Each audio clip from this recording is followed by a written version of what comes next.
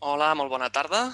Soc el Marc Gràcia, consultor de disrupció d'Acció, i benvinguts a aquesta sessió de disrupcions i tendències en automatització i robòtica industrial, on també presentarem la missió virtual en aquest àmbit que organitzarem el proper mes de setembre a Dinamarca i Corea. Abans de començar en matèria, vull simplement dedicar 5 minuts a emmarcar aquest servei dins els objectius i programes d'acció. Ara fa uns anys hi ha un parell de frases que ens van xocar molt des d'Acció, que representaven una nova tendència.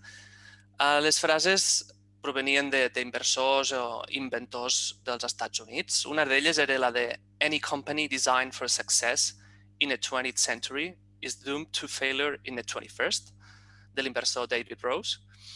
I una altra, com a exemple, és la de "Don't try to change a system. Build a new one that makes the old one obsolete". Aquestes dues frases, i evidentment altres articles d'altres experts i disruptors, ens van fer reflexionar sobre com de ràpid avancen les tendències, les indústries, sobretot també les tecnologies i les que més, aquelles que en diem exponencials, com per exemple aquelles que compleixen la llei de Moore. La llei de Moore va ser definida ja fa anys pel cofundador d'Intel, que deia que cada 12, 18 o 24 mesos la capacitat dels processadors, dels microprocessadors, es doblava pel nombre de transistors, etc. Per tant, aquestes tecnologies avançaven de manera exponencial. I una cosa que hem anat observant és que també aquestes tecnologies exponencials convergeixen entre elles. Pensem com a exemples la intel·ligència artificial, el machine learning, el blockchain, la computació quàntica, la realitat virtual, la realitat augmentada, etc. I altres més complexes com el cotxe autònom, la impressió 3D, l'Internet of Things, la robòtica de la que parlem avui, etc. I en alguns casos és molt curiós i ens n'hem d'adonar que avui en dia moltes d'aquestes tecnologies exponencials no només estan creixent molt ràpid, sinó que estan convergint entre elles. Pensem en la bioinformàtica o l'enginyeria genètica o la medicina digitalitzada. Al final són resultats de convergències de diverses d'aquestes tecnologies. Què està passant amb aquests avenços tecnològics? Doncs que s'estan creant moltes abundàncies. Totes les tecnologies que us comentava ara exponencials com exemples, i n'hi ha moltes més, generen abundàncies de dades, de comunicació, d'intel·ligència, poden connectar-nos amb una abundància d'usuaris, de talent, etc. Fins i tot poden ajudar-nos a connectar amb una abundància d'energia. Imagineu-vos si algun dia som capaços d'evolucionar l'aprofitament de les energies renovables. Inexorablement, totes aquestes abundàncies i tecnologies ens portarà a disrupcions. I no només parlem de disrupcions de producte o servei, sinó també hi haurà disrupcions en les indústries mateixes i en els models de negoci. Què hem fet des d'Acció? Des d'Acció, ens en vam adonar i vam engegar recursos per adaptar-nos a tot això. De fet, ara mateix el baseline d'Acció és "Fem avui l'empresa del demà". D'alguna manera, avancem-nos amb això que està passant i convertim les amenaces potser en oportunitats. Clar, fem avui l'empresa del demà. El que volem és ajudar l'empresa catalana a accelerar els processos d'innovació per a que us adapteu i fins i tot us reinventeu en els vostres negocis a partir d'actius clau, generant nous models de negoci en paral·lel o a part o fins i tot reinventant les pròpies indústries. Amb aquest objectiu, per ajudar-vos, vam iniciar fa gairebé 3 anys el programa Catalonia Exponential. Aquesta iniciativa engloba diferents accions, programes i recursos que estan enfocats en 3 punts, bàsicament. Un, en què vosaltres, l'empresa catalana, prengui consciència de l'acceleració del canvi de l'entorn i, com us comentava, en què hauríem de convertir les amenaces en oportunitats. Un altre punt és que us volem donar accés a noves metodologies de transformació i a informació clau d'arreu del món. I un altre punt és ajudar-vos a accelerar la vostra transformació aprofitant tots aquests canvis externs que comentava. El programa Catalunya Exponencial té diversos eixos internament que es converteixen en serveis que us podem donar a les empreses. El primer és més el de sensibilització i tallers de diverses metodologies que serveixen per adaptar-se a aquestes disrupcions. Per exemple, organitzem anualment l'Exponential Day, que és una jornada on presentem tendències disruptives arreu del món, metodologies de transformació i fomentem la connexió entre empreses catalanes, entre d'altres jornades que també organitzem, de sensibilització, tallers, workshops, etc. Un altre aspecte més intern a Catalunya també serien els Catalonia Exponential Leaders, que el que volem fer aquí és reconèixer aquelles empreses catalanes que ja estan duent a terme projectes disruptius. Això ens serveix, per una banda, evidentment, per mapejar la disrupció que es fa a Catalunya, però sobretot per adonar-nos que aquí la disrupció també està passant i que encara podem ser més disruptius i podem ser referents. Podem fer nous models de negoci i podem adaptar-nos a aquestes tecnologies. Un tercer eix serien els disruptours o les missions virtuals, que el que ens permeten és conèixer disrupcions d'arreu del món. Aquestes disrupcions poden ser noves tecnologies, com les que us explicava, noves aplicacions d'aquestes tecnologies, nous models de negoci o tendències globals. I aquestes missions, com aquesta que us presentarem avui, ens han de servir d'inspiració, d'aprenentatge, de validació d'idees, així com també per connectar-nos amb tots aquests disruptors que hi ha a nivell internacional. Un altre eix seria la col·laboració, impulsar la col·laboració entre grans corporacions i startups. Aquest era un eix que abans no estava dins el paraigua Catalunya Exponencial, però si coneixeu Acció, sabeu que fa anys que treballem per ajudar en aquestes col·laboracions. En aquest sentit, evidentment, com en altres serveis, organitzem diverses jornades de sensibilització i també de formació en metodologies i maneres de col·laborar amb startups.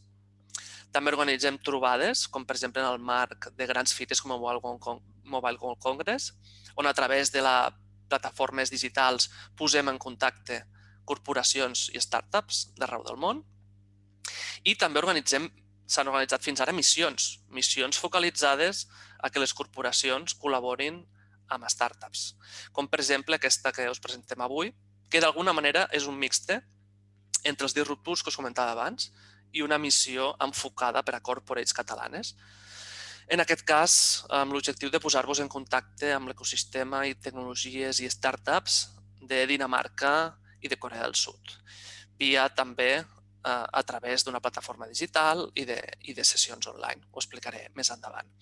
I l'últim eix que tenim a Catalunya Exponencial, que estem desenvolupant per obrir en el segon semestre, ja seria una línia d'ajuts per a projectes d'acceleració de la innovació de l'empresa a través de noves iniciatives disruptives.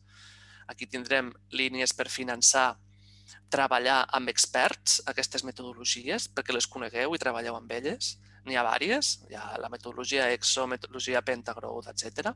Normalment això es fa amb tallers de 5 a 10 setmanes amb equips de l'empresa i l'objectiu és idear iniciatives disruptives o reptes d'innovació oberta. També tindrem una línia per finançar l'evolució d'aquestes iniciatives disruptives, elaborar un model de negoci d'aquesta idea, d'aquesta iniciativa, construir un MVP, etc. I, per acabar, també obrirem una línia per finançar la realització de proves pilot per validar amb el mercat productes o serveis disruptius. Aquesta línia se centrarà principalment en que startups catalanes puguin validar amb corporacions, tant locals com de fora, els seus projectes més disruptius. Comentar que diverses d'aquestes actuacions es fan en col·laboració o a través de la xarxa Enterprise Europe Network, que és una xarxa internacional formada per més de 600 organismes de suport a l'empresa, que ofereixen a la PIME informació i assessorament en relació amb les polítiques i oportunitats de negoci als països de la Unió Europea i tercers, així com l'assistència en processos de transferència tecnològica i accés a programes europeus de finançament, recerca i desenvolupament i innovació. Us podré comentar amb més detall als participants de la missió en les diverses sessions que farem. En qualsevol cas, podeu visitar la web een.cat per tenir-ne més informació. I fins aquí la benvinguda i la introducció que volia fer-vos. Us comento que tenim obert l'apartat aquí en el Zoom de Q&As perquè escriviu preguntes per als ponents. Es podeu escriure a mesura que els ponents vagin parlant o quan acabin. La idea és llegir-ne algunes al final de la sessió. Les podeu escriure en l'idioma que vulgueu. Tenim ponent en anglès, ponent en castellà. Podeu escriure les preguntes amb l'idioma que vulgueu. Indiqueu-me per a qui són i jo les faré. Passem, doncs, a la següent intervenció, que serà sobre tendències i disrupcions en robòtica, i passo a l'anglès. So let's move to our next speech that will be robotics, trends and breakthroughs from our guest speaker, Dr. Wolfgang Merkt. Dr. Merkt is a researcher at the Oxford Robotics Institute, focusing on optimal planning and control of high degree of freedom systems interacting with environments. He's also a coach and consultant in digital transformation and disruption, where he's been working with Fortune 500 executives. He also has experience in consulting in projects focused in other sectors, energy, telecommunications, manufacturing, and automotive, among others. And he got his certification as EXO Spring Coach in 2017. As I mentioned before, this is one of the methodologies we use to develop new disruptive initiatives. Welcome, Dr. Merkt, and thank you for being here today. The floor is yours.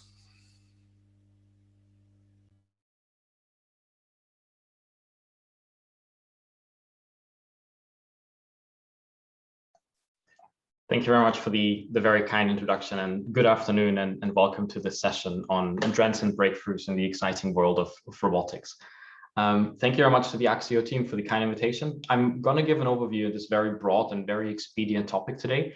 And I'm first going to start with an overview of how I see some exciting developments from the convergence of different trends in the underlying technologies that really made a variety of the use cases that we've seen emerge in the past 5 years possible, and that are enabling many more that are just at the verge of breaking out into our daily lives, or things that you may have seen in the past few years pop up here and there, powered by robotics.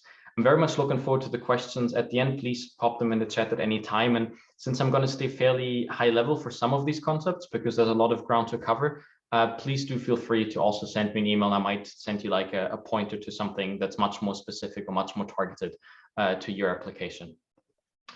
Briefly to my background, to extend on what Mark just shared, my technical background is between robotics and machine learning, where I've spent the past 12 years in areas ranging from service robotics, so that's things like developing robots designed for our homes, as here on the very left, building a kitchen, an automated kitchen with the world's leading industrial robot manufacturer, which was more than 10 years ago at the time, to working with NASA on humanoid robots for space exploration and putting people on Mars, to innovating on high-performance mobile manipulation solutions with shared autonomy for things like lights-out manufacturing, like unattended factories, as you can see here on the right. And these days, I'm mostly working on high-performance robots, and particularly their safe interaction with people when we deploy them in extreme environments. These are things like offshore facilities, large-scale infrastructure construction projects, and disaster zones.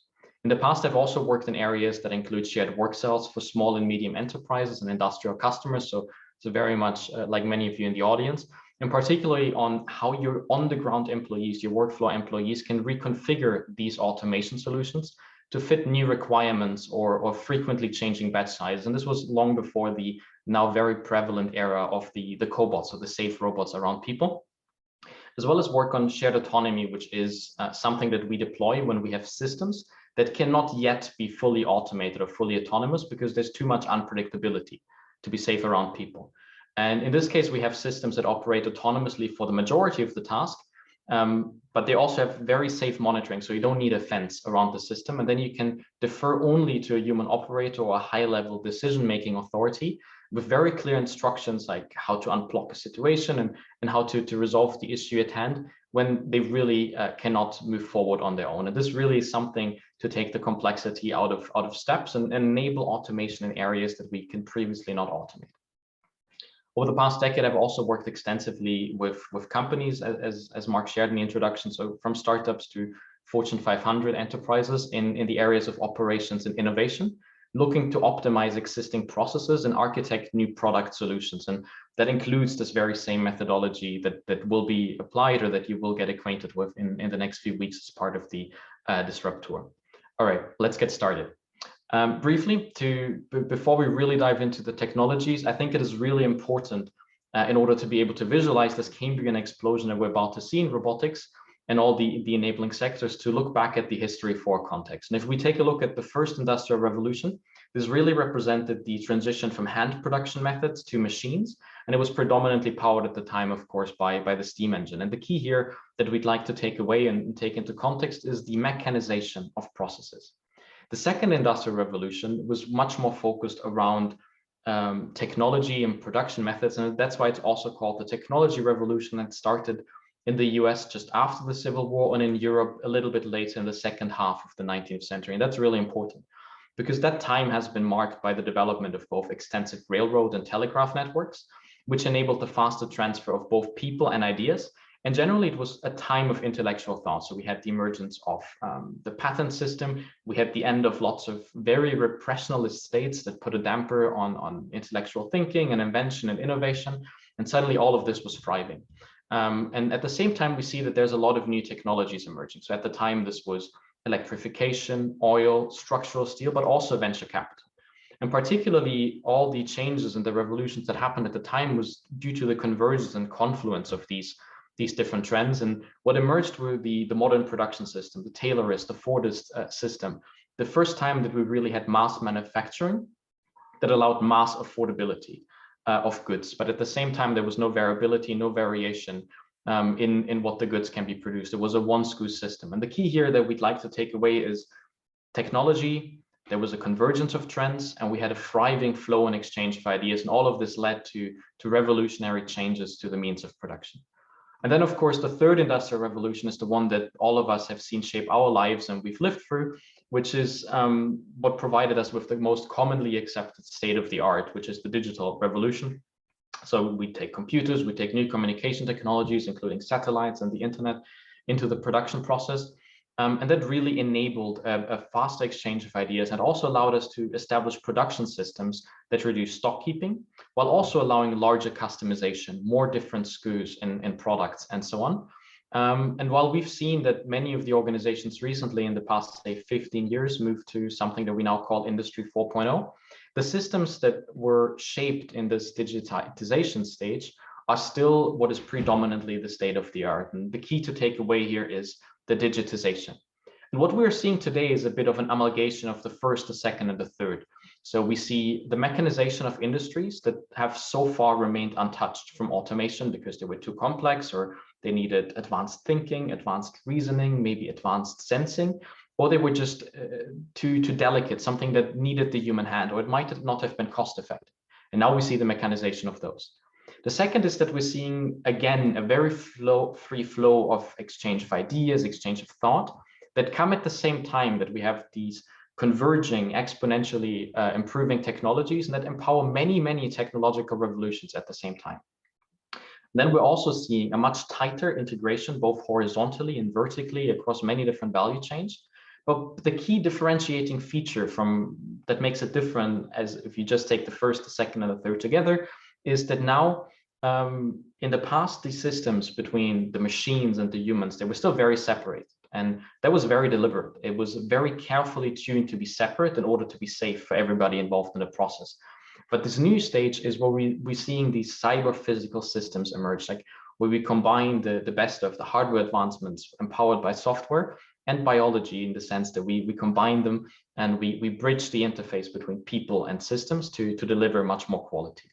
But the key question that we're asking is, what else is different? And from a business perspective, not from a technology one, is that these previous industrial revolutions meant that we had to replace most of the equipment on the floor. It's almost like starting from a blank slate. That is a very high capex intensity operation that you would have to do, which also means it is a leveling playing field for everybody to get in that adopt the next generation. However, What we see now is that these recent developments have really demonetized and democratized robotics, and that it's available to both the existing players to advance and augment their operations, as well as to new entrants alike. And this also means that you can augment and optimize brownfield sites without having to fully start from scratch. And it also allows you to bring more value and more agility and more flexibility for expansion, as well as resilience in your existing sites to major disrupting forces, including what we just went through in the past year and a half, without having to have this major step change technology investment that the past required. The types of robotic solutions that we're seeing today are still often very closely related and embedded to these Industry 4.0 deployments that everybody talks about. And there's lots and lots of buzzwords and keywords around it, especially if you're on networks like LinkedIn. There is a new buzzword popping up every now and then that gets lots of tractions, but you can always amalgate them and combine them into this context of Industry 4.0. And if we take a step back, we can see it's essentially 4 different concepts that all of these fit in. And the first of which is surrounding connectivity.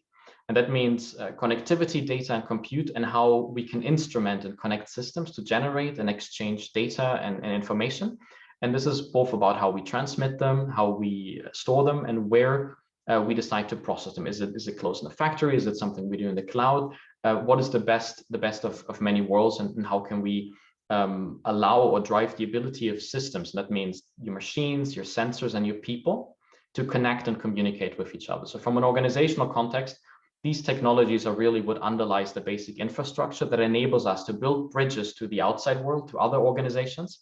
But they also mean that we can use social technologies or flexible labor and staff on demand to build an internet of people. And at the same time, we can also bring in things like external capital investment that we can leverage on an OpEx rather than a CapEx basis. And that is a structural, fundamental business change that allows us to deploy these new technologies much more readily. The second aspect is surrounding human-machines interaction and information transparency, and this is where robotics mostly lives.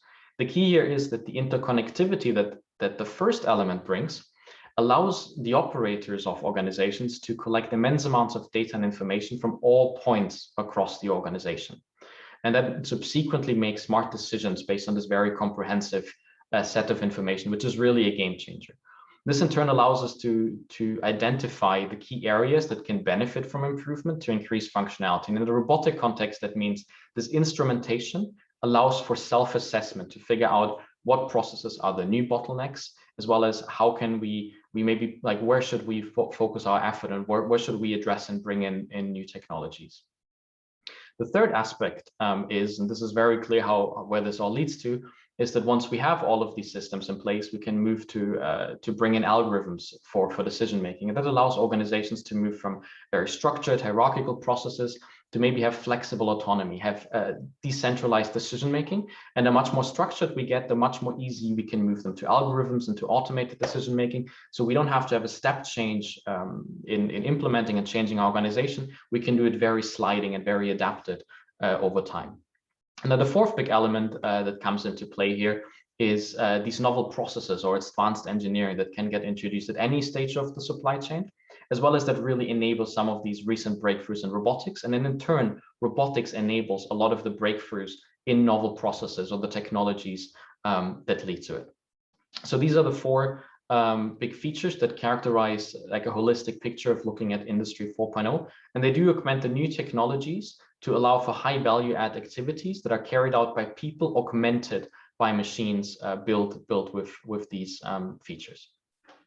Taking a step back and looking much more closely in the robotic side, we can see that a lot of these converging trends that drive this upcoming almost Cambrian explosion where it enters all of our lives in many different aspects really comes down to first an erosion in the price of components, that is for sensing, for actuation and compute. That is largely driven by the consumer electronics supply chain. And we can argue that there's a floor in hardware, and unlike in software, there's a floor for how low costs can go. But the main point here is that the variety and fit to certain applications is better. So some of these robotics arms that I've worked with, they've cost exactly the same for the past 15 years, despite what people call exponential decrease in cost. But the thing is that we now have a lot more variety at the bottom, at the entry level, and there's a lot better fit. So you probably will find hundreds of different robots and solutions for certain applications. You can really pick the one that perfectly fits, say, the payload, the requirement, the range, the speed, and so on, that you require for your application. The second towards this open exchange and flow of ideas is that we have a very strong, and this is the last probably 5 to 8 years, a very strong movement in open source software, open source hardware, and a much stronger global collaboration. And taking these first 2 points together leads to, along with the very efficient global supply chains that we built since maybe the 90s, means that we have lots of different multiple solutions. So often you can find dozens of vendors that sell exactly the same thing for applications you might want to deploy. That might A, mean you find a really good fit, or B, it can also mean you have a very low entry cost into these areas. And then finally, what we see is that the trend nowadays is much more to democratize and dematerialize the technology. What that means is a lot of the focus on the development is in self-provisioning. You no longer need integrators that will make very complicated and custom tailored solutions to your application. But often you can self-configure these tools for yourself. Like think about you bring a robot in and you do the mapping of your warehouse floor yourself by essentially commanding it around, or it follows you while you walk around your facility, instead of like a team coming in, shutting down the entire facility and going around and making very accurate maps once before the commissioning happens. And that really lowers overall the barriers to entry. And at the same time, this democratization, or this making it easier to use technology, also means that you now have a much wider talent pool that can address and build and customize solutions for you. So in the past, you might have needed a highly specialized and highly trained PhD in sensor processing or in machine learning or in any of these many areas that make up or touch upon robotics. These days, because a lot of these tools are abstracted via very easy to use APIs, they're much more open to, say, the wider talent pool of web developers or app developers that suddenly means you have a lot more potential to deploy and much easier to find talent. What all of these convergence leads to is essentially 3 things in the context of robotics. The first one is we get better perception, and that is 3D vision, that is 2D vision, that is touch, answering questions such as where am I, what is around me, what is there that I can work with and use with. But it also means that a lot of, and this is particularly the amount of computational power that we get, allows for better reasoning, and that might mean we can make better sense of the raw data coming from the cameras or the touch sensors to figure out what to do. But it also means that things that previously we couldn't logically write down and write a process for, say, assembly or for detection of quality assurance, we can now do with new modes of training. Say you're working with very compliant objects, like if you're picking up fruit from branches of trees. As soon as you touch it, that stuff moves. Like a traditional method will have trouble dealing with it. But these new modes of training and machine learning methods and so on, they allow us, with this immense computer we now have, to build systems that can deal with these situations that would be very hard to spell out every single edge case. And then finally, we also see better actuation. That includes soft robots. So something that is like silicone. It is very soft, so when it touches a human, there's no injury, but it also means that we have much more fine-grained control. So things like assembly of components where you need the tactile touch of a human can now be done with robots. And we can also move into areas such as fruit pricking. Like if you think about strawberries or other kinds of fruit, if you touch them a little too hard, which a lot of previous robots would do, they spoil very quickly, and that doesn't happen anymore. And then finally, very important again, all of this lowers the barrier of entry because we have less training requirements, less complexity, and that democratizes. And that also democratizes for potential would-be disruptors. And of course, what that has meant for us in the past, say, 3, maybe 5 years, is that robots really have become ubiquitous. So of course, there's these self-driving autonomous vehicles that are always just a couple of years away that we keep talking about. But while they may be a couple of years away as cars on our roads, what we have seen is that they have been very successfully used for 15, 20 years in selected sectors, particularly when you have closed sites, when you have your facility infrastructure, your logistics in-house, or if you think about mining, or if you think about agriculture. Tractors have been automated for easily more than 10 years to automatically like do planting, do harvesting, do fertilizing without human input. And that really allowed the economies of scale to kick in. And then much more recently, we've seen delivery robots come on. That includes the ones that drive on sidewalks or drones. And a lot of these use the same building blocks as I will touch upon in a minute. The next aspect is that a lot of these robotic technologies allow us to also capture really highly detailed models. So you think about localization and the new sensors or the inequality of sensors that we can get. If you can have a very precise representation of your existing facility, you can of course track changes over time, such as an inspection and monitoring. But it can also mean that if you can capture what is actually on the ground really inexpensively, really fast, you can start simulating changes. Like, what if we changed a shelf a little bit? How much does that give us in throughput for our logistics operation? What if we have shared versus non-shared pathways for forklifts and people? What if we bring in AGVs, and how does this affect our throughput of our existing buildings without major changes to it? And that is really empowered, and in the last few years really broke out that we can do this really inexpensively in many places of the world. And of course, cobots these days are everywhere. You've seen them in industry, and I'm pretty sure we'll hear more about them later on in the sessions. We've seen them in restaurants, and I've even seen them a lot in entertainment and marketing. They're very inexpensive now. They're everywhere, and the breakthroughs here are really in auxiliary technologies and in software that make them much more versatile and much easier to deploy in businesses. And finally, this was always a few years away, is walking or like robots. And while this might be a funny video that I'm sure many of you have seen in the past, these dancing humanoids and quadrupeds, the point is that a lot of these applications drive significant value and are being deployed in environments that were built for humans, for people. So we've seen inspection where they have to climb stairs. We see a facility operation when they have manipulators or arms on them. And we can also see that they're very heavily used in entertainment complexes. So there's a huge market, and that is literally the last 2 years where that is breaking out. So it's really the very cutting edge. But on a bigger picture, what we can see is that all of these changes are not just related to technology. It's really that they enable this triple transformation of the business, of the organization, and the product.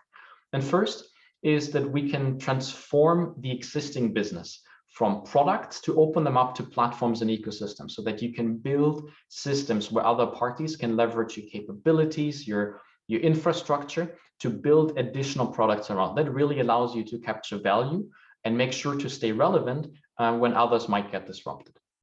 The second, and particularly when you want to bring in the new technologies, now in a change of business model, we can move from CapEx to OpEx in many of these areas. And a lot of the solutions I'm going to show in a second are really, you can get them on an OpEx basis, pay per use, pay per items picked, pay per parcel shipped, rather than paying a couple $100,000 to get them in the facility in the first place. And that also allows you to evaluate these systems very quickly to figure out if they give you any business value or not. And then finally, all of this means that we can see a shift to in the business model to much more software-based rather than hardware-based. This really drives a lot of the value recently shaped. And then finally, on a bigger picture, that means when in the past we had a little bit of these tensions between the price, the quality, and how much we can have SKUs or personalization in the products, and particularly that at a very short turnaround time, with these new technologies driven by automation in this like larger Industry 4.0 context, we can really have it all. And the answer here really lies in flexible automation. But how do we do that? And I'd like to really highlight here that all of these things that we see are building blocks that allow us to drive efficiency and productivity in existing plants. You can get them from integrators. They allow us to add agility and resilience to disruption and quick changes on the factory floor without reconfiguration. And sometimes they also allow us to add value and push the boundaries. And the really underlying components here are that we have a plethora of sensors that are much more accurate. So you can think about accurate three-dimensional sensing or force sensing. If you think about the erosion and the cost of LiDARs, they used to cost between 50 and 70,000 euros for something that was about the size of a football. Now you get it the size of a fist for about 1,000. That is a massive erosion in about 5 to 10 years. And we can see, and that means we have the ability to see with very high precision 200, 300 meters out at a 10 centimeter level resolution, or the sub-centimeter level resolution much, much closer. That allows us really to know where objects are, what we can do with them, what kind they are. That really drives a lot of these processes. And similarly, we've seen that across many different sensors. And particularly, that also means we now can get things like multispectral. So imagine you fly a drone over an agricultural site, and it tells you exactly the moisture content of the soil or the nutrients in the soil. And that allows you then to get back to a state where when you do the fertilization or when you spray pesticides, you can really, with very accurate localization of where the tractors are of the field and accurate spraying or actuation of the sprayers, you could then, for instance, tailor the different levels, like where you spray to the sensing and customize, and that really reduces fertilizer use, reduces cost, and improved yields all at the same time. And this is something that can only be done now, or is now at the verge of breaking out, because we had these improvements in all of these components. Similarly, to make sense of these complex and like these large amounts of raw data, we see that the very complex algorithms that used to be required to make sense of them and get semantic meaning are now getting dematerialized as well. You can get solutions for detecting objects, for localizing with very high precision, for planning the motions of your actuators in the cloud. You can get licenses for them, you can get them for free, or you can get them at a very, very low cost in the cloud. And that really means that when previously you had to have a person come into the site to reconfigure your arm to do a different motion for a different product, that is no longer required, because you can have either your employees teach the systems how to move, or you can then use these planning methods automatically in a web browser to really give you an adaptation to the change in flow. And many other solutions exist in that sense. And finally, in actuations, we see hundreds of companies supplying different manipulators and thousands of screws. You have many different grippers, and I'm sure you're going to hear about different companies and different clusters working in these areas later. Similarly, with the mobile platforms that like untether the robots and allow them to flexibly go where they need to be, there's dozens and dozens of vendors. And of course, we're seeing this breakout of robots that are much more moldable, much more flexible, much more safe around people to really develop solutions. And one of the driving forces behind is that we now have open APIs, open data, and common standards. And also, if we look at it, there's more, which is that integrating these no longer requires too deep of a robotics knowledge. We can see that to get them integrated in your entire solutions, your ERP systems, you can use low or no code options that really simplify the employment. And all that means for us is we can get off-the-shelf localization, we can get navigation, fleet management, motion planning, everything you need. But you can also get end-to-end solutions such as bin picking or grasping. And that is really empowered by 4 different trends. The first one I mentioned earlier is the fact that we have open data and open protocols, and that is for both sensors talking to other sensors from different manufacturers. It's completely agnostic to that, to algorithms running on top of that. And that is both traditional as well as machine learning based. Similarly, if you want to very quickly prototype and build tools, there's lots of no-code platforms that allow you to democratize the interfaces and the dashboards that you build, and to like get user input back into the system. Now we can also see that there's lots of tools that allow us to either drag and drop and automate and string these algorithms and different methods together, like these API connectors. But it also means that these new APIs that are being developed, they're usually well-defined and self-documenting, which means you can build systems that automatically figure out how to consume a different kind of API that you might buy in. And then finally, of course, RPA, which I'm sure many of you will be using, that can bridge your legacy processes into this very, very holistic view. And of course, there's many applications outside of robotics that are enabled by these very trends. I'm going to skip over them now due to time, but I think the important point here is these different auxiliary technologies from AR and wearables and VR, they allow you to integrate and bridge the gap between people and the machines. And they're very commonly used. Like if you think in logistics, we see AR solutions that are hands-free. So they capture, like with wearables on the hand or with glasses, they either tell the person how to stack parcels so that that the pallet is much more stable and much more breaks, has less damage or less error rates in stacking compared to traditional approaches, or that automatically capture barcodes and sensors, and that really allow people to have both hands available to do tasks, so that increases their productivity and efficiency. And then finally, to look at this idea of democratizing and dematerializing, is this really allows us to rethink entire processes and particularly focus on the user, with like surrounding the user interface. And like I like this approach. So that's the difference between the space shuttle versus the SpaceX capsule. And the first one here is really, it's easier, it's context adaptive. And this is similar to if you have an app. The app experience you might have is very different to the app experience somebody else might have, because it is adapted to your context, and you only get shown the decisions that you need. And we see the same thing happening in robotics. The second is the technologies that are being used to build the tools on the right-hand side are really inexpensive. You have a very wide pool of web developers that you can contract or hire to do these things, and it doesn't require the complex systems and embedded engineering that the solution in the past might have required. Looking at case studies, of course, material handling and AGV has been around for probably 25 years, and many of you might have it in your factories. But the key difference is in the past, this required changes to your infrastructure, architecture. You might have to install certain markers, certain sensors, it might require downtime. These days, the transformation really is that the same systems can be deployed really quickly. They have very little downtime. They can share the workspace with people. And that is enabled by this breakthrough in sensing and by the breakthrough in algorithms. So they can adapt to your context and your architecture. And there's literally dozens of manufacturers offering these similar solutions.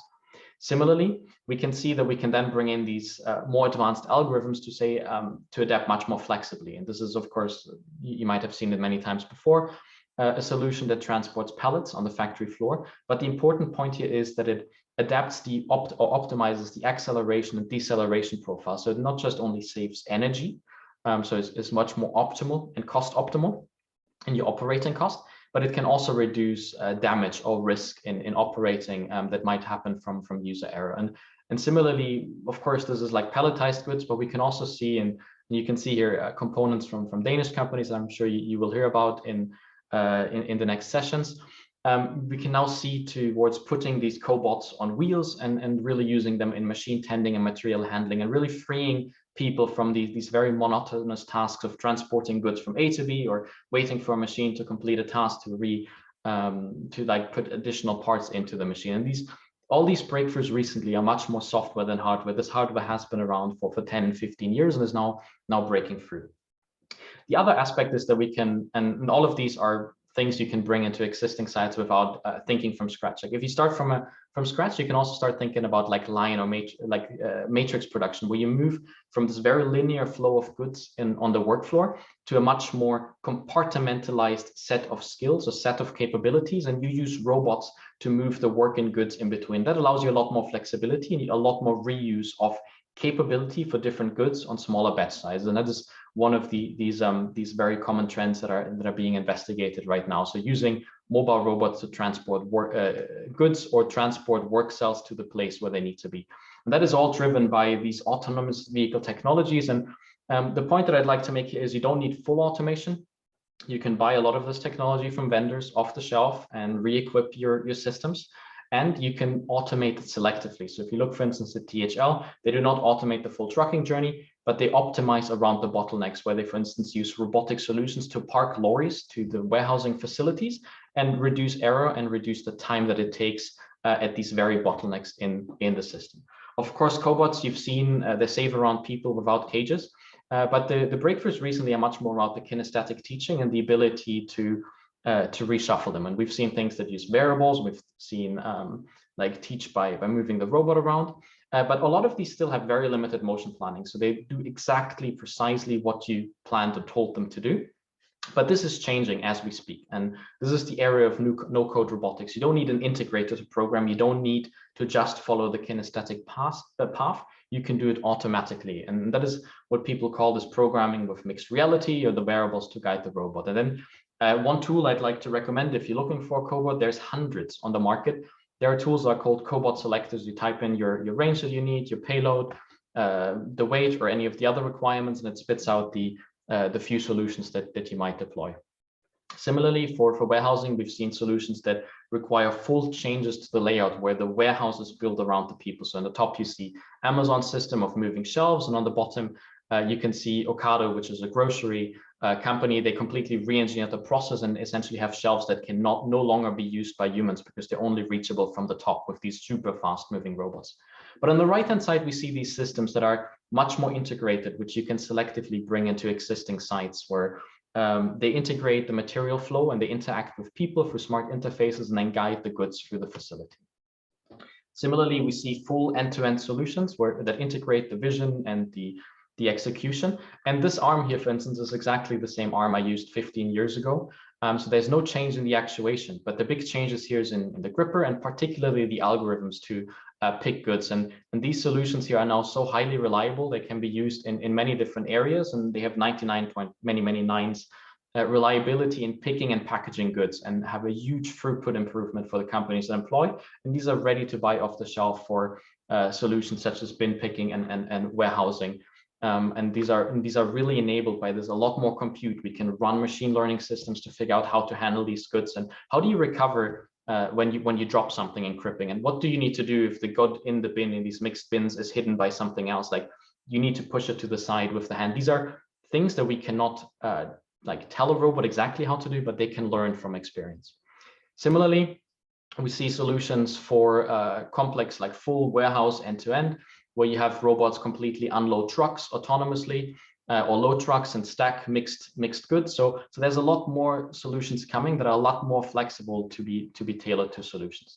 Similarly, you might have seen these very movie-like exoskeletons that augment people. And while these active skeletons on the left might not be available today in solutions, what is used very much, especially in automotive, and the automotive companies here in the call will most likely have seen or deployed these, are passive exoskeletons that reduce the repetitive strain injury. And they come from exactly the same line of work and the same thinking as many of these robotic technologies that allow people to have less strain and to help them. And similarly, we've seen augmented hands used for gloves for 20 years. So it's a glove that's around your fingers, and when you grip something heavy, it like supports the finger and takes the strain and stress off the hand when you grip these solutions. And we have also seen solutions where you can combine these many things. And the important point here is the convergence of these trends allows us for trends like remote teleoperation. And while what you see here is a video of an ad that like shows remote shaving, highly precise with delicate handling over hundreds of miles. The point here is that this teleoperation technology is very widely used, and for instance, in remote operation of forklifts on the floor, allows for instance, one forklift operator to operate many forklifts at once, because they only take over control in the complex areas that requires human skill and human decision making, an automated system run during the long journey. So that is very widely deployed, and for instance has helped many companies during COVID reduce employees on site and keep manufacturing going. Similarly, we've seen these kind of solutions of like robots enter the field in the last 2 years, which is for inspection and monitoring. And they can integrate when you do not have the ability of placing many sensors in many areas of your facility. And they can automatically alert you if one of the analog sensors that they measure is off, if temperature is off, if noise is off. And that really allows them to go to places where previous solutions couldn't go, long-term, large-scale stairs, doors, and so on in between.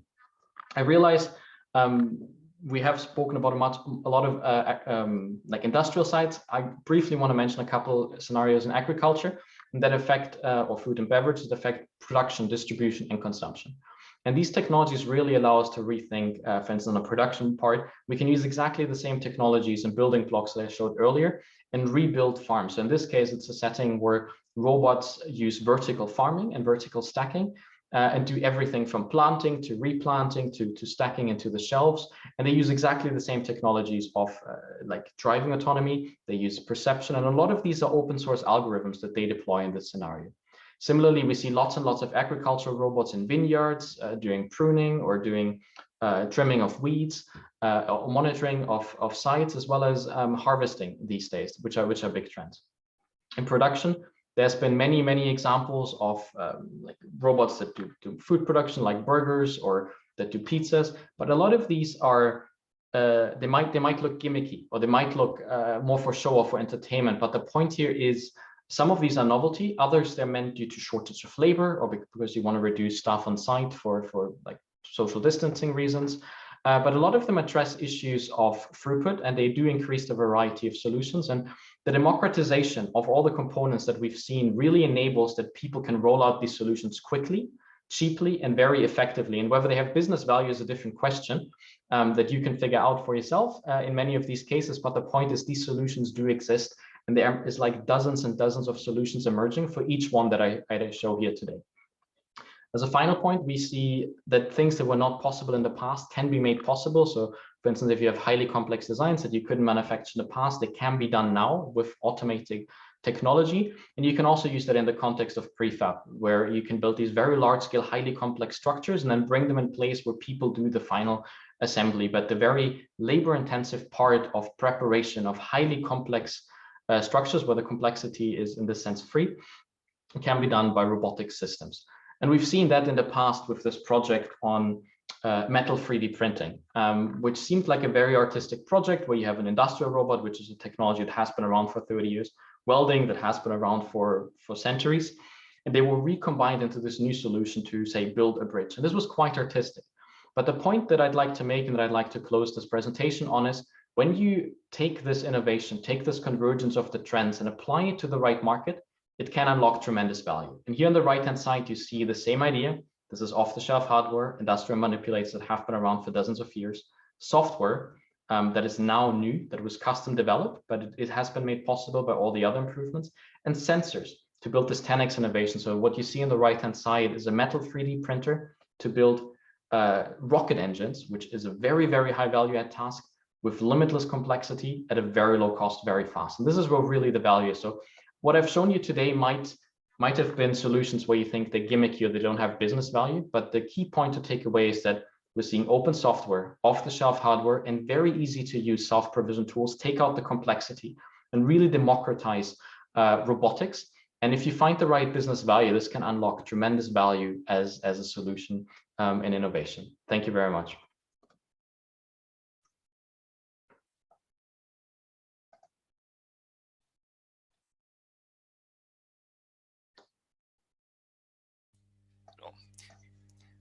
Thank you so much, Wolfgang.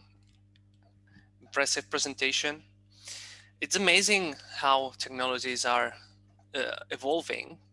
Not only they are evolving and being used more often, but they are also their cost is decreasing. And the thing that really amazes me is that they are all converging at some point. And that means you can develop new applications of this technology and even new, I don't know, new business models somehow. And I think this presentation has been really, really useful for all our attendees, whether they are developing this kind of solutions, developing this kind of technology, or if they are looking for solutions to improve their businesses, etc., or even for those who are thinking of, developing a new disruptive initiative or a new startup or a new business, actually. So thank you so much, Wolfgang. I'm going to switch to Catalan again now. Bé, doncs hem acabat la presentació del Wolfgang. Passem ara a endinsar-nos una miqueta més amb la matèria relacionada amb la missió que organitzem al setembre, la missió virtual que us comentava a l'inici.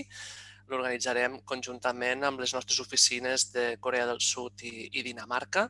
Per tant, volem que us facin també una breu presentació dels ecosistemes de robòtica i automatització dels seus països, així com també alguns exemples d'algunes disrupcions interessants. Así pues, doy paso a Alexander Watts, que es el Innovation Manager de nuestra oficina de Copenhagen. Alexander, cuando quieras. Hola, Marc. Y para confundir más con los tres, voy a cambiar a castellano para hacer esta presentación ya en un tercer idioma. Déjame compartir pantalla.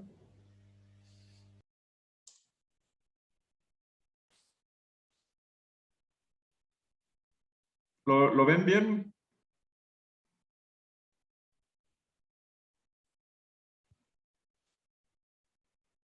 ¿Marc?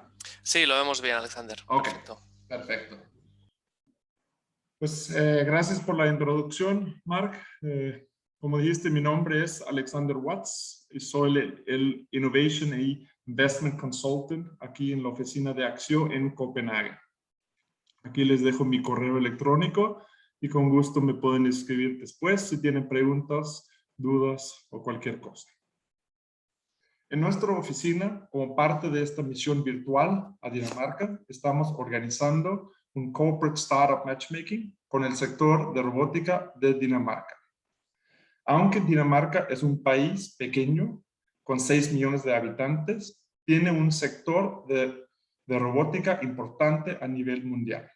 En mi presentación voy a hablar sobre el ecosistema danés de robótica.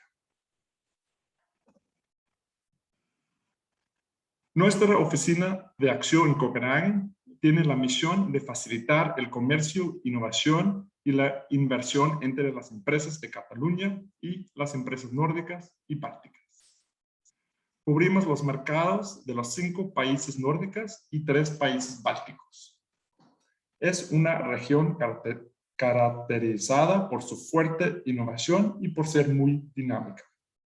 El país nórdico con lazos más fuertes con Cataluña es Dinamarca, en donde vemos que actualmente hay 117 empresas danesas establecidas en Cataluña. La buena colaboración entre Dinamarca y Cataluña es ilustrado por el Letter of Intent, es decir, un acuerdo de colaboración que Axio firmó con el clúster de robótica UNCE Robotics. UNCE Robotics es el clúster nacional de robótica, automatización y drones de Dinamarca y reúne a todo el ecosistema para impulsar la innovación y el crecimiento de la industria en todo el país. En esta misión de Corporate Startup Collaborations vamos a estar colaborando con UNCE Robotics.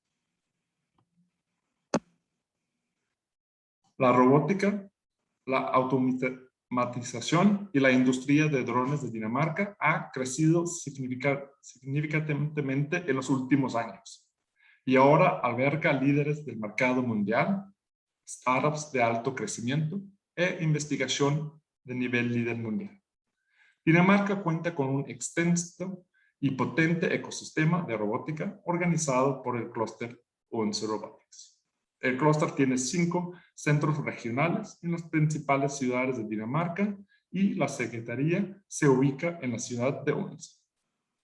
El clúster colabora con instituciones líderes de conocimiento, trabajan conjuntamente con 5 universidades y 2 centros tecnológicos y tiene el apoyo del Ministerio de Educación, Ciencia e Innovación y el Consejo Danés de Promoción Empresarial.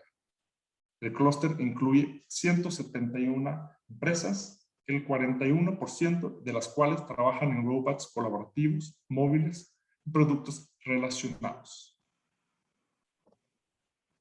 Un aspecto único del ecosistema de robótica en Dinamarca es que no está especializado en una industria. Es un ecosistema flexible con soluciones amplias.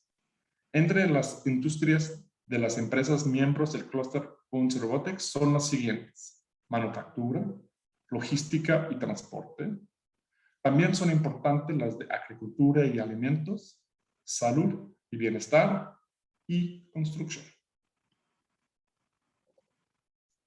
En menos de 10 años, el ecosistema danés de empresas de robótica ha conquistado una posición fuerte en el mapa mundial.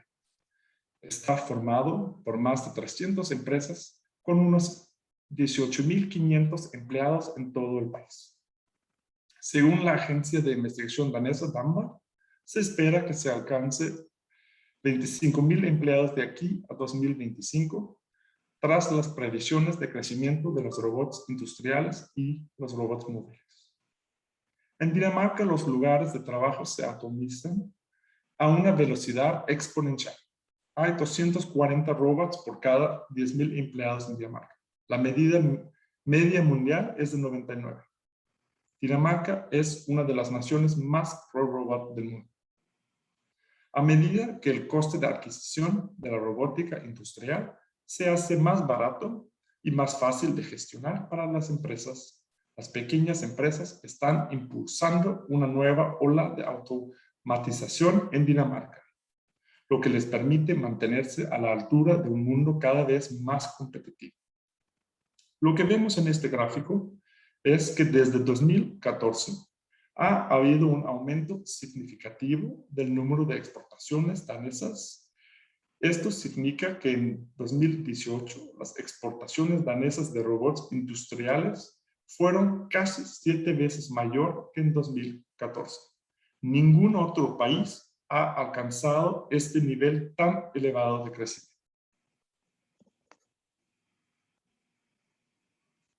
Voy a hablar brevemente sobre 3 empresas danesas que destacan en el sector de la robótica. 2 de ellos ya tienen presencia en Cataluña. La empresa danesa Universal Robots fue la primera en lanzar un robot colaborativo viable.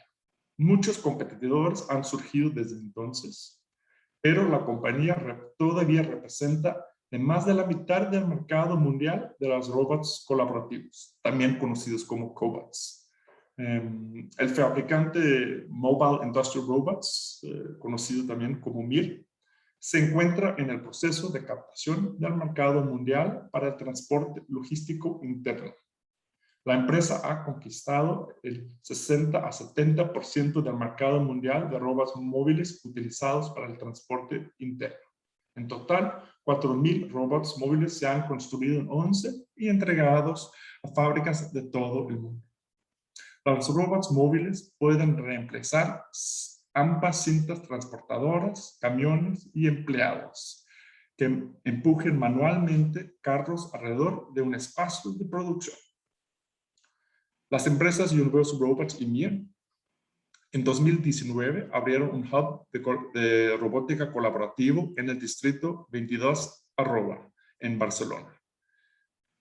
El objetivo de estas nuevas instalaciones fue fomentar la innovación en el ámbito de la robótica y los robots móviles, así como impulsar la creación de sinergias entre desarrolladores, distribuidores y fabricantes. Ambas empresas son un ejemplo de la buena colaboración de Cataluña y Dinamarca en el sector robótica. Por último, Blue Ocean Robotics producen varios tipos de robots autónomas, pero el producto más exitoso actual es un robot móvil diseñado para desinfectar la forma autónoma salas hospitalarias mediante la utilización de un torre de luces emisoras de rayos UVC. Los robots permiten reducir la transmisión de enfermedades matando hasta el 99% de bacterias y microorganismos en 10 minutos. Los robots se han desplegado en más de 60 países y sus ventas, como podían imaginar, han aumentado exponencialmente durante la pandemia de coronavirus.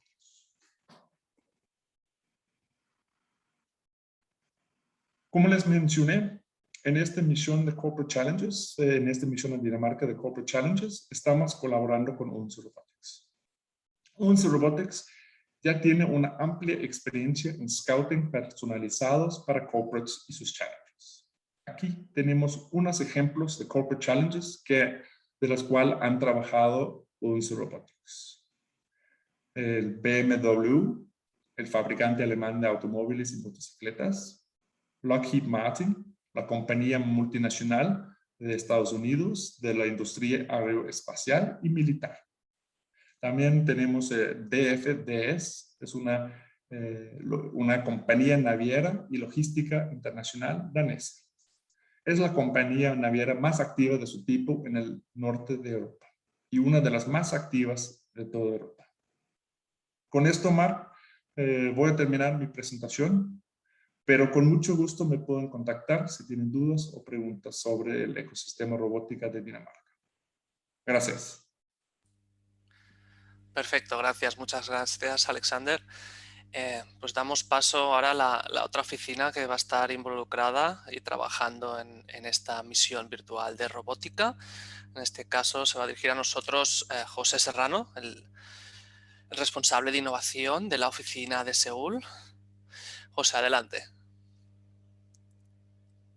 Hola, buenas tardes desde Corea.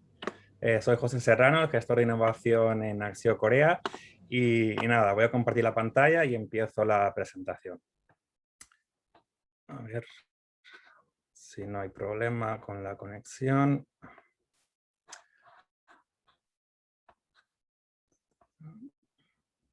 Vale, Marc, ¿me indica si está todo correcto? Está cargando. Sí, perfecto, pantalla completa y perfecto. Muy bien, pues bueno, buenas tardes y el objetivo de esta presentación es complementar la parte de Wolfgang y mostrar las tendencias más disruptivas de Corea en el sector de la robótica.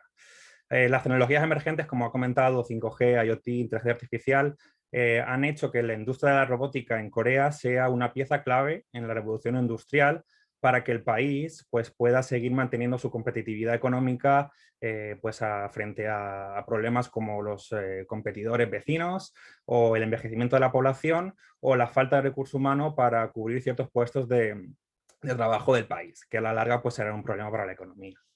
Y además, desde el año pasado, pues la pandemia ha impulsado el interés público y privado en generar una nueva economía con el contacto mínimo. Y también no hay que olvidar, por ejemplo, que la fuerte demanda de todos los servicios e-commerce, cómo ha afectado pues, a toda la cadena logística, por lo que la robótica es muy importante para mantener todo este nueva cadena de suministros y demanda que se ha generado. En la presentación cubriré 4 partes. Sí, 4 partes. Primero, pues un contexto sobre el país, para aquellos que no nos han visitado aún. Y luego unos comentarios sobre cómo ha evolucionado el país en cuanto a la revolución industrial, la cuarta revolución industrial, y cómo afronta el desarrollo de la industria de la robótica, para luego centrarme en 5 tendencias que he seleccionado, que Wolfgang ya ha comentado mucho de la parte más tecnológica, entonces yo comentaré más la parte más aplicada con ejemplos de empresas coreanas. Y finalmente haré un resumen de las oportunidades del disruptour en robótica y automatización que podréis encontrar si os unís en esta misión a Corea del Sur. Pues muy bien, bueno, Seúl, situada aquí en Corea, en la parte oriental de Asia, entre China y Japón, tiene una población de unos 50 millones de habitantes, casi el 41-42% se sitúa en el área metropolitana de Seúl. Es por tanto también donde se concentran los principales agentes económicos del país. Es un país que ha sufrido un cambio muy rápido económico y tecnológico en apenas 60 años, ¿no? De ser una economía agrícola a ser uno de los países, el 12º a nivel mundial de su economía y una potencia tecnológica e industrial. Sobre todo destacan los sectores de alto valor añadido y de tecnología, como la industria naviera, automóvil, semiconductores, que también mencionaré posteriormente. Y esto es principalmente por el impulso que da el gobierno de diferentes formas, tanto la inversión en I+D, como diseñar una serie de medidas políticas que alimentan la industria en todas las partes, desde la investigación, academia, hasta la parte más privada, y con un rol muy importante de las grandes empresas, conglomerados coreanos. Como se puede ver, pues el porcentaje de gasto de innovación sobre el PIB coreano es de 4,6, el segundo más alto, solo por detrás de Israel. Este es un valor de 2019.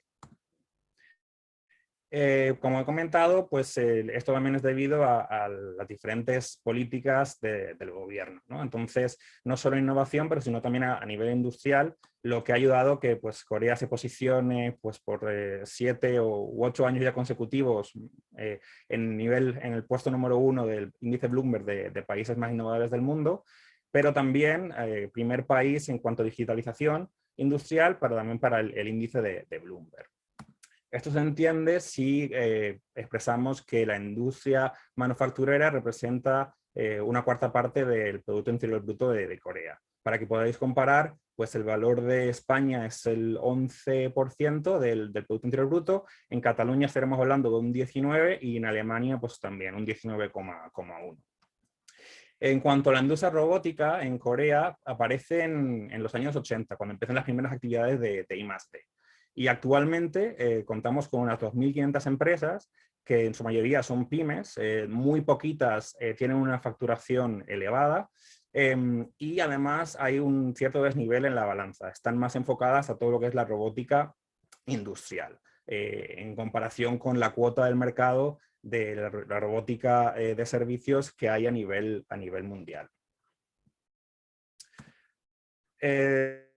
Bueno, lo que he comentado, ¿no? La industria manufacturera coreana tiene un peso muy importante. Entonces, esta fue la que en los años 90 empezó a demandar la automatización de esta industria y impulsó el sector. Como podéis ver, pues Corea es el segundo país con densidad de robots industriales en el mundo, por detrás de Singapur. Desde los años 90, Corea, el gobierno ha seguido esforzándose en mejorar la eficiencia y competitividad, productividad de la industria, incorporando nuevas tecnologías en estos sectores. Y por eso, principalmente, esto se debe a las industrias que he dicho de la manufacturera, pues desde la automoción, con grandes empresas que todos conocemos, semiconductores, componentes electrónicos y la industria química. Todas estas empresas que lideran estos sectores son grandes conglomerados que están presentes en diferentes sectores y, como no, también están ocupando su porción en la industria de la robótica. Pero aún así, a pesar de esto, hay un déficit aún en lo que es la industria robótica de servicios, que es lo que Corea quiere reactivar en los próximos años para aumentar su competitividad a nivel mundial. Ahora solo quiero comentar unos antecedentes para entender cómo Corea ha llegado a la aproximación de la robótica y cómo las empresas, startups y centros de investigación han trabajado en esta industria, para poder luego comentar esas tendencias, esas soluciones más disruptivas. Corea siempre es un país que va a estar definido, bueno, por el momento por la actuación del gobierno junto con el papel de los grandes conglomerados. También desde el 2017, con el inicio de la nueva legislatura del presidente Moon, que recientemente estuvo por Cataluña, pues se creó el Comité Presidencial de la Cuarta Revolución Industrial y se desarrollaron una serie de hojas de rutas para incentivar todo lo que es la inteligencia artificial y la aplicación de nuevas tecnologías a la industria. Aún así, aunque Corea sea un país que invierte mucho en I+D, es importante ver que los conglomerados son los que están detrás de esto. Pero esto está cambiando. Ahora cada vez más las startups están siendo muy dinámicas, están haciendo investigación de lo que se denomina, ¿no?, ese Blue Sky Innovation, y están saliendo cosas muy interesantes. Además, las corporates también han cambiado su estilo de trabajar en más Open Innovation, no solo con empresas locales, sino también a nivel internacional. Y eso se nota en cómo los sectores están evolucionando. Y sobre todo en los últimos años, pues igual que los fondos de Next Generation de la Unión Europea, pues, y el Green Deal, Corea también diseñó el año pasado pues su Korean New Deal, que tiene dos partes, la parte digital y la parte medioambiental. En la parte digital pues se le da un peso muy importante a la calidad, a mejorar la calidad de los servicios en todo lo que es conectividad, inteligencia artificial y datos. Y todo eso se traduce en lo que es pues generar smart factories y ayudar a pequeñas empresas y startups a que desarrollen nueva tecnología y que implementen lo que se genera, tanto local como internacional, para poder acelerar el proceso de evolución. Así que en cuanto a robótica, en el 2020, a final del año pasado, ya se generó esta hoja de ruta, ¿no? Es la quinta que generan tras vehículo conectado, drones, vehículo eléctrico y VR y AR. Y bueno, establece lo que es una serie de factores que van a ayudar a la industria a mejorar. En primer lugar, sobre todo el tema de regulación. Se va a trabajar una serie de medidas, unas 30, 35 medidas, de una forma de regulación negativa, para poder permitir que las startups puedan hacer cosas y que no sea ilegal. Que es lo que estaba pasando en otros años, muchas actividades que no eran permitidas y no ha permitido que las startups pues, puedan ser más libres en innovar. Además, se establecen como 3 etapas para poder pasar desde lo que es la robótica como asistente al humano a una segunda etapa en la que hay una coexistencia entre humano y el robot, y para a partir de 2026 conseguir esa autonomía del robot. ¿Y qué sectores ha detectado Corea para implementar todas estas políticas? Pues bueno, además del industrial, por supuesto, a raíz del COVID, pues todo lo que es logística es uno de los sectores prioritarios, y todo lo que es la robótica de servicios, principalmente en toda la parte comercial, en la parte pues, salud y en servicios públicos pues, para cuidado en centros de salud y demás. En temas de robótica industrial, pues en qué sectores se va a interesar más también, si entramos en detalle, pues en todo lo que es soldadura, en todo lo que es la industria textil y en la industria de alimentación y bebida, porque es donde han detectado que falta recurso humano. Y también, obviamente, no se olvidan de complementar todas estas medidas pues, con la parte de componentes, la parte de software, sensores y demás, como también ha comentado Wolfgang, que con las nuevas soluciones son mucho más asequibles y son una parte fundamental para que pequeñas empresas puedan implementar soluciones de robótica y generar nuevos modelos de negocio. Por ejemplo, comentaré posteriormente una serie de medidas que, por ejemplo, permitirán vehículos autónomos de reparto de comida que circulen pues, por la vía pública, ¿no? Es una de las regulaciones que se han permitido. Y la hoja de ruta, el objetivo principal es posicionar a Corea como cuarta potencia mundial en robótica para el 2023, ¿no? Es un objetivo ambicioso y por el cual depende de una implicación de todos los agentes, ¿no? Desde los grandes conglomerados que han creado sus spin-offs en la industria de la robótica, Hyundai Robotics, Doosan Robotics, empresas de telecomunicaciones también están involucradas. Y también, por supuesto, las startups que están surgiendo. Y, como siempre en Corea, el gran peso de la investigación con grandes centros implicados. Y todo eso también acompañado de asociaciones que representan tanto la parte más pública, el KIRIA, el Korean Institute for Robot Industry Advancement, y el CAR, el Korea Association of Robot Industry, que representa más la parte privada. Y nada, ahora voy a comentar las 5 tendencias que he seleccionado. La primera es cómo se hace uso de ese DNA, ¿no? De esas tecnologías emergentes.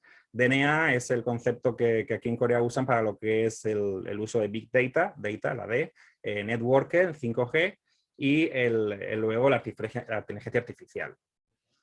Esto es importante porque Corea, bueno, fue el primer país en desarrollar en comercializar, perdón, la tecnología 5G y además ocupa el segundo lugar respecto al número de patentes vinculadas a la tecnología 5G, ¿no? En diferentes rankings a nivel mundial.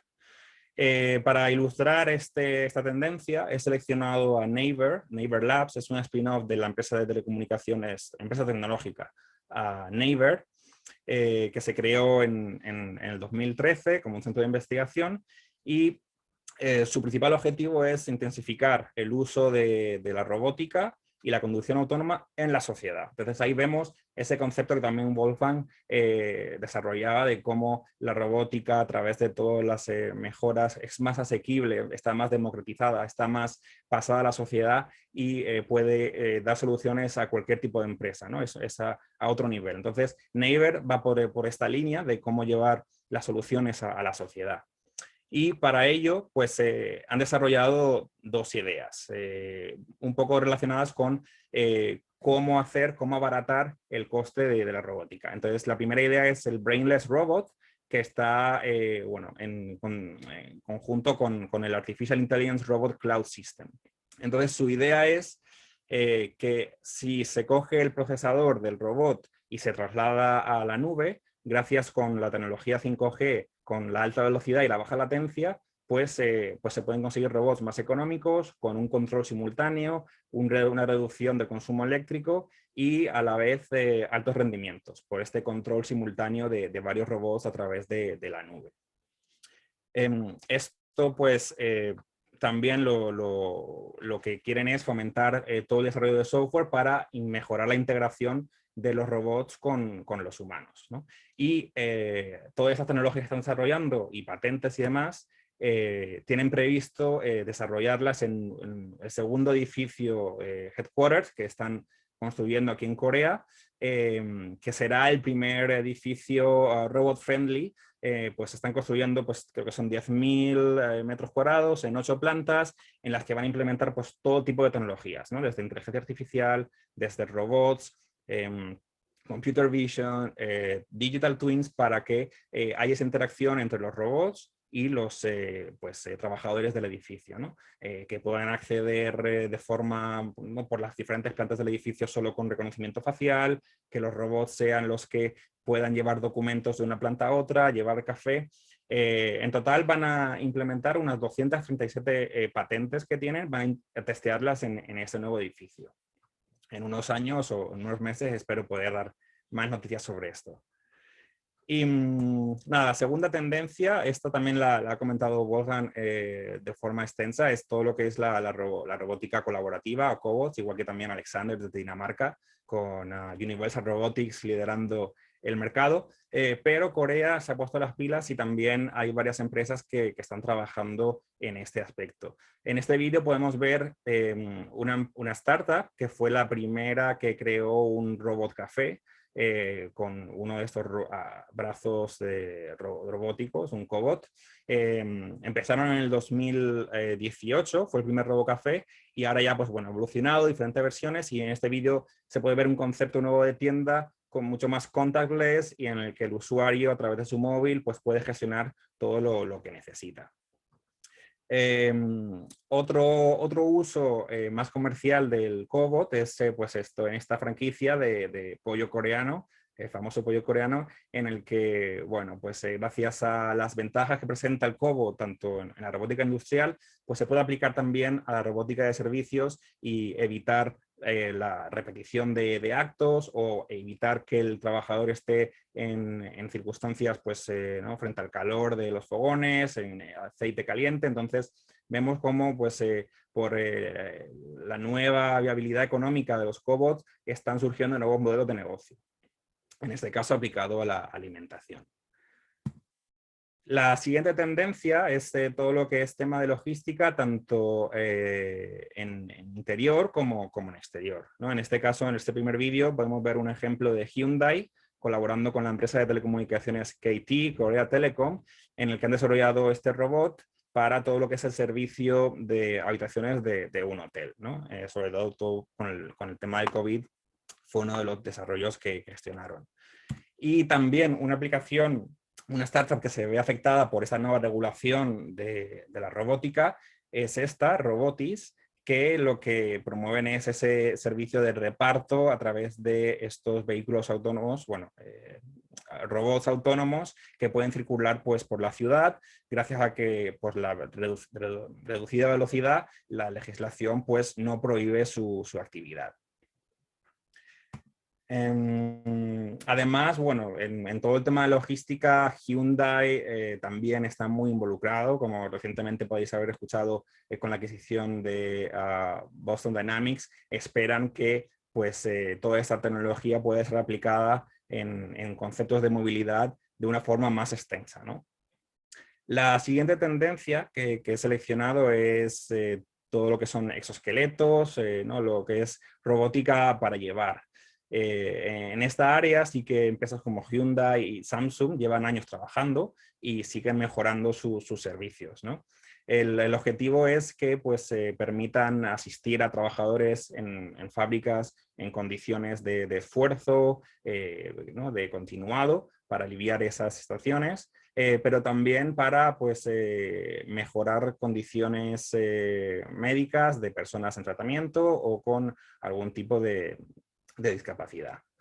Esos son los aspectos con los que se está trabajando todo el tema de exoesqueletos aquí en Corea. También, por último, no quiero dejar de mencionar pues, el desarrollo que se está haciendo en todo lo que es la robótica más de humanoide, ¿no? Como también ha comentado Wolfgang, pues espera que el papel de estos robots pues, pueda ayudar a los humanos o también pues, bueno, ayudar a los humanos en un cuidado médico, en cuidado de enfermería, pero también sustituir humanos en el mejor sentido de la palabra en puestos de trabajo en condiciones en las que actualmente pues, es muy complicado trabajar o bueno, no es viable, ¿no? Como en asistencia en desastres, en zonas de peligro, en zonas nucleares, incluso pues, fuera en el espacio.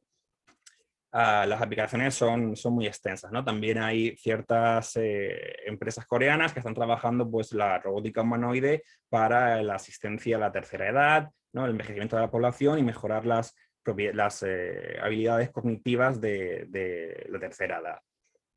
Y sobre todo lo que tenemos que tener en cuenta es que con Hyundai y este movimiento con Boston Dynamics vamos a esperar cómo evolucionan y cómo usan esta tecnología, que seguro que va a ser muy, muy interesante.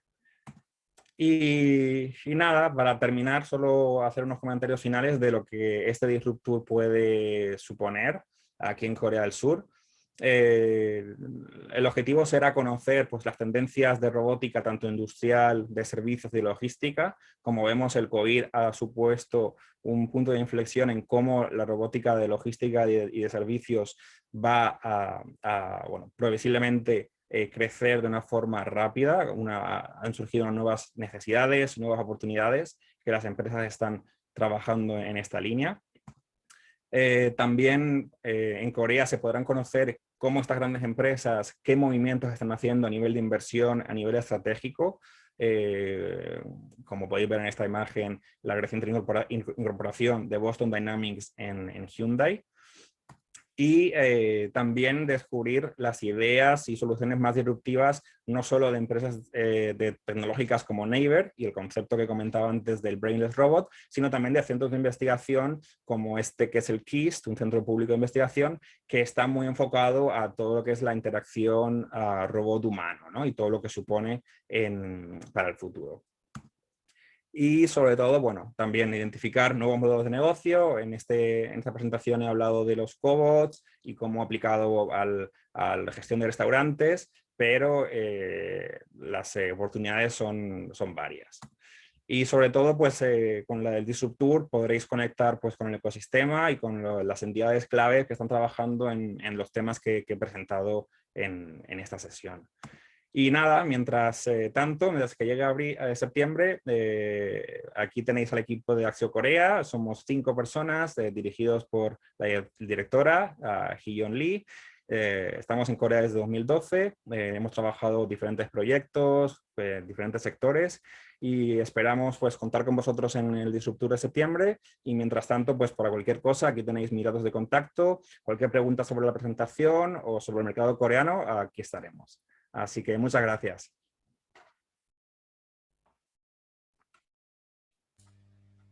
Perfecto, muchísimas gracias, José, desde Seúl.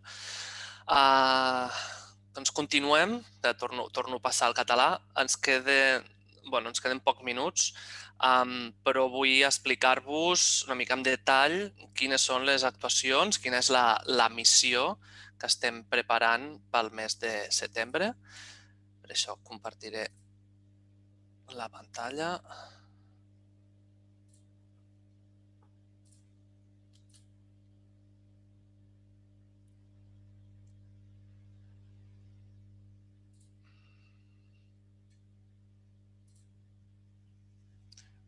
Perdoneu, se m'ha penjat el Zoom ara mateix.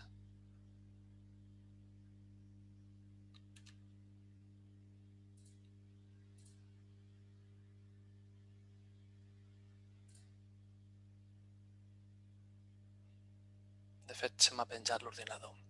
Disculpeu-me un minut.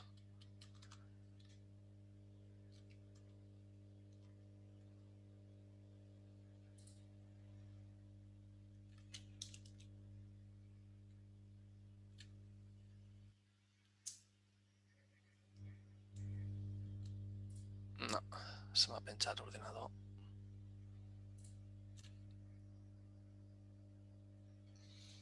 Vale, em diuen que sí que m'estava escoltant i veient, però jo tinc l'ordinador totalment bloquejat.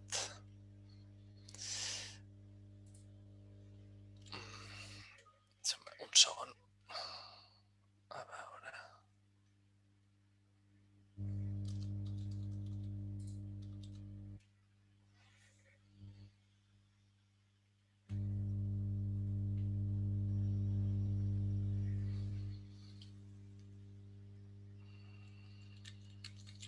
No, jo veig la pantalla negra. Bueno, us comento sense que vegueu la presentació, perquè se m'ha bloquejat, i sense tenir jo els apunts al davant.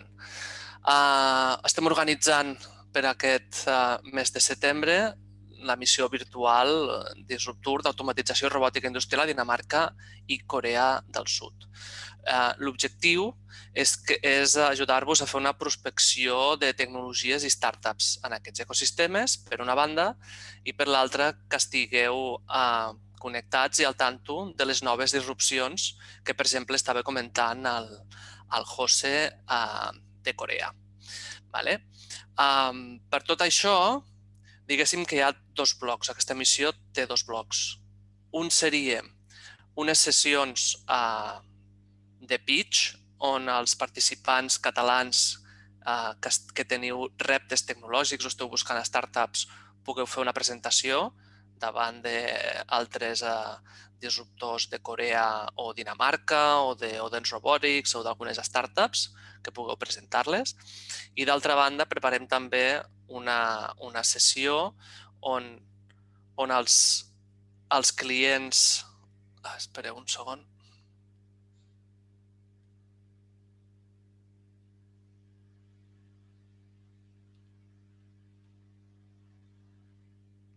A veure si ho podem arreglar.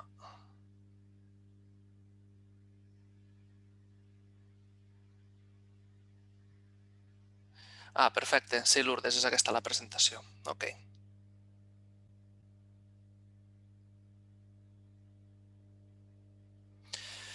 Vale.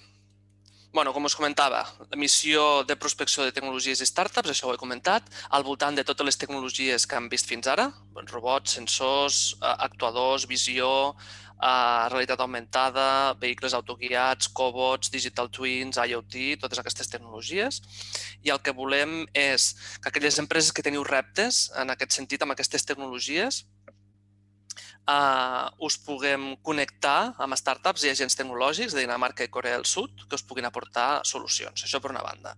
L'altra, ja he comentat, mostrar les principals tendències i disrupcions en aquest àmbit a Dinamarca i Corea del Sud. I com a tercer punt seria promoure acords tecnològics entre Catalunya i aquestes regions. Com us deia, el primer bloc seria el de connexió amb els oferents de tecnologia. Aquí tindrem l'oportunitat de fer un pitch davant de part de l'ecosistema de Dinamarca i Corea, com us deia.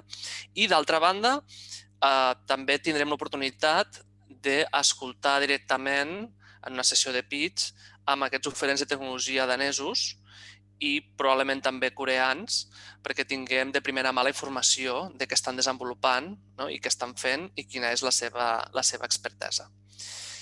Això, a banda de fer-ho amb aquestes sessions en pitch, que evidentment seran tancades, només hi haurà les empreses participants catalanes i les de l'altra banda, les daneses o les coreanes, per tant de fomentar que pugueu tenir reunions cara a cara amb aquests oferents de tecnologia, facilitarem la plataforma Catalonia Open Challenges de manera exclusiva per als participants de la missió, de tal manera que podeu tenir reunions virtuals cara a cara amb aquests agents de Corea i Dinamarca durant tota la durada de la missió i segurament ho deixarem obert unes setmanes més, de tal manera que dins del sistema, aquest sistema, els que ja l'utilitzeu, permet penjar les vostres reptes o les vostres necessitats o les vostres idees, de tal manera que la contrapart pugui contestar amb les seves solucions i el sistema permet gestionar les peticions, declinar-les, acceptar-les, etc., de reunió, decidir a quina hora, etc. I la mateixa plataforma et genera la sala virtual per a poder parlar amb aquestes empreses. D'altra banda, un altre bloc d'aquesta missió serà més la de conèixer els ecosistemes, les tendències i les disrupcions. Farem un previ per entendre una miqueta millor com funcionen les tecnologies exponencials i la disrupció. Farem un taller previ des de Barcelona, des d'Acció Barcelona, en la metodologia EXO, per a que pugueu entendre una miqueta i conèixer la metodologia que es pot utilitzar per desenvolupar aquest tipus d'iniciatives. Llavors, el que també farem és presentacions des de Dinamarca i Corea, ampliant la informació que han donat avui l'Alexander i el José. Amb aquestes presentacions pot ser que col·laborin els clústers que ells mateixos han comentat. I des de Corea organitzaran també 3 o 4 sessions molt enfocades a disrupcions i noves tendències en aquest àmbit. Aquestes sessions podrien ser, per exemple, us poso l'exemple en anglès de 3 títols que estàvem pensant: New Applications for Robotics Enabled by AI and Machine Learning, o, per exemple, Sensing Technologies and Future Applications, o New Disruptions in Human and Robot Collaboration. Seria un exemple. Aquestes sessions, el format que tindran és que convidarem 2, 3 o fins a 4 disruptors coreans, o sigui, startups, investigadors o grans corporacions, que de primera mà ens explicaran aquestes tendències, aquestes disrupcions, aquests projectes punters que estan duent a terme.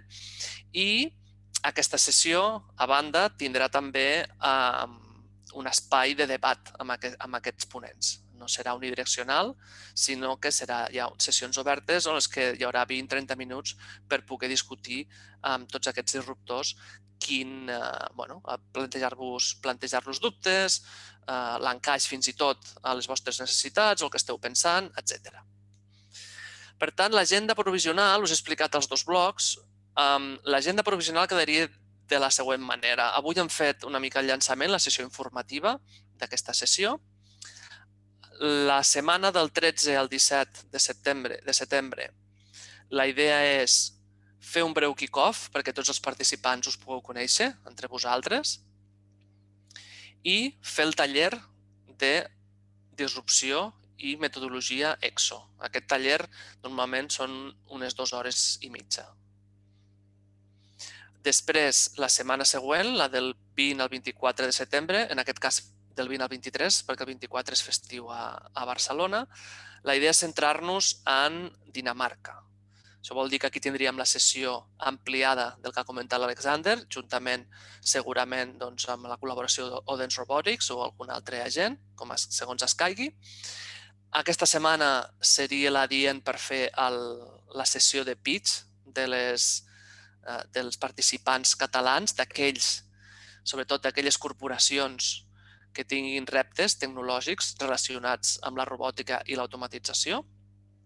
I aquesta mateixa setmana seria la que tindríem una sessió de pitch d'algunes solucions daneses directament de primera mà dels seus desenvolupadors. Aquestes empreses que faran el pitch, les catalanes o les daneses, totes estareu en la plataforma digital Catalonia Open Challenges, de tal manera que un cop hagueu escoltat el seu pitch, el seu projecte, la seva tecnologia, podreu donar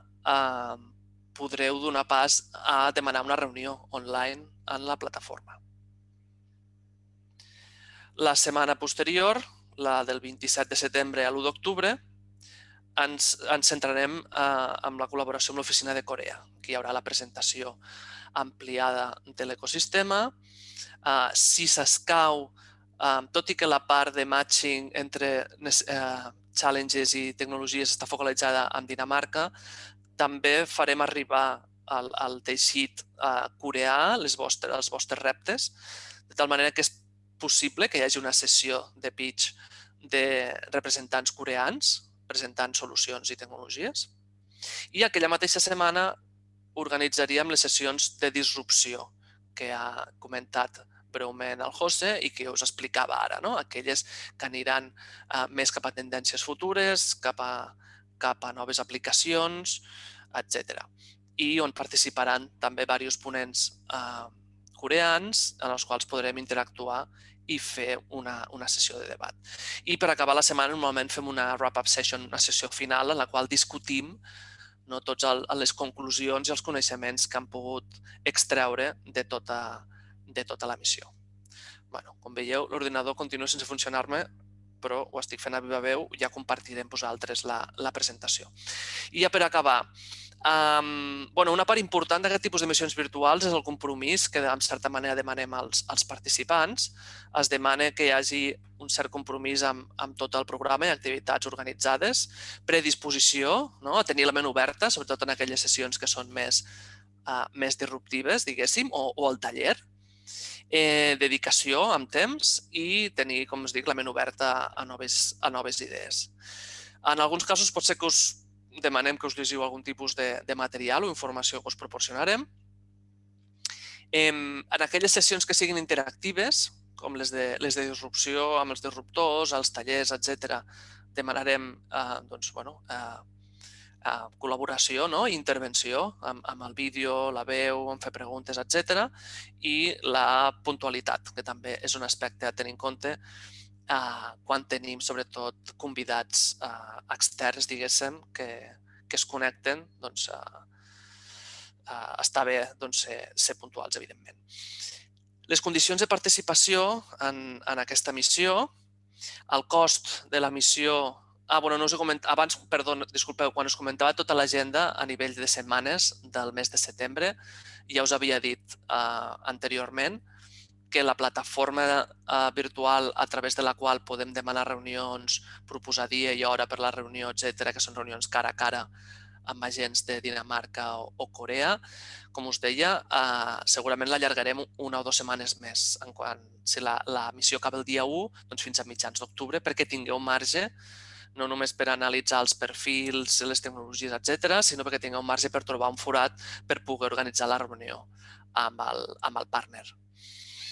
I les condicions de participació, el cost de la participació en aquesta missió virtual són de 200 euros per empresa participant. Com us deia, s'utilitzarà la plataforma Catalonia Open Challenges i en paral·lel també segurament Microsoft Teams o Zoom per a aquelles sessions de disrupció, pitch, etc. Durem a terme un procés de selecció dels participants per assegurar l'encaix en el programa. S'interessen sobretot empreses que teniu reptes i esteu buscant solucions o tecnologies relacionades amb tot el que hem comentat avui. I també aquelles que estigueu obertes a la disrupció i vulgueu fer potser un canvi o un nou model de negoci o voleu adaptar-vos a tots aquests canvis. Mantindrem reunions prèvies amb tots vosaltres abans de començar per encaixar les necessitats. La idea és que tinguem un grup de màxim 15 participants, diguéssim entre 8, 10 i 15 participants, i de cada empresa, com que hi ha diversos tipus de sessions, sí que se us permetrà que participeu 2 o 3 treballadors de cada empresa. Sí que és ideal que hi hagi algú que estigui connectat a totes les sessions perquè sigui una mica, diguéssim, el fil conductor i sigui potser aquell que té més el control de la innovació, de la disrupció dins de l'empresa, però sí que es permetrà també la participació d'altres treballadors. Doncs fins aquí tot el contingut que us volíem ensenyar. Jo insisteixo, no tinc ara mateix, companys, accés, tinc la pantalla en negre i la segona pantalla la tinc bloquejada. Per tant, seria el torn de preguntes, si n'hi ha alguna, però no puc accedir. Si algú dels meus companys vol agafar la paraula, si hi ha alguna pregunta al sistema, em traieu el micro i entreu. Si no, donaria per acabada la sessió. Vale. Doncs, mil disculpes per aquest últim problema tècnic en l'última presentació de la tarda. No us puc ara mateix ensenyar les meves dades de contacte. En qualsevol cas, està ben en l'agenda de l'empresa a través de la qual us heu apuntat. Marc Gràcia, marc.gracia@catalonia.com. Aquells que estigueu interessats us anirem contactant per comentar-vos i s'obrirà les inscripcions, s'obren ja a l'agenda de l'empresa de la missió del proper setembre. Doncs moltíssimes gràcies i que tingueu molt bona tarda.